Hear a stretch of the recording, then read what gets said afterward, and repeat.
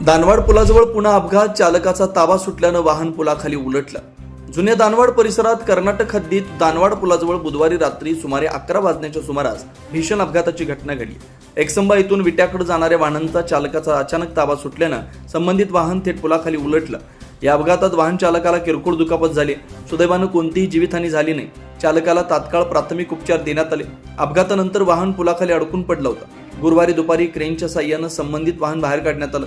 दानवाड पुलाजवळ यापूर्वी अनेक वेळा अशाच प्रकारचे अपघात घडले असल्याचं स्थानिक नागरिकांनी सांगितलं. पुलाच्या दोन्ही बाजूंना पुरेशा संरक्षक कठड्यांचा अभाव असल्यामुळे चालकांचा ताबा सुटल्यास वाहन थेट खाली कोसळण्याचा धोका कायम आहे. विशेषतः रात्रीच्या वेळी अपुरा प्रकाश आणि अरुंद रस्ता यामुळे अपघातांचं प्रमाण वाढत असल्याची तक्रार नागरिकांनी केली. या वारंवार होणाऱ्या अपघातांच्या पार्श्वभूमीवर कर्नाटक येथील सार्वजनिक बांधकाम विभागाने या ठिकाणी तातडीनं मजबूत संरक्षक कठडे उभारावेत अशी जोरदार मागणी होते. संभाव्य मोठा अपघात टाळण्यासाठी आणि वाहन चालकांच्या सुरक्षिततेसाठी तात्काळ उपाययोजना करण्याची गरज नागरिकांनी व्यक्त केली. शिवार न्यूजसाठी प्रल्हाद साळुंखे, दानवाड.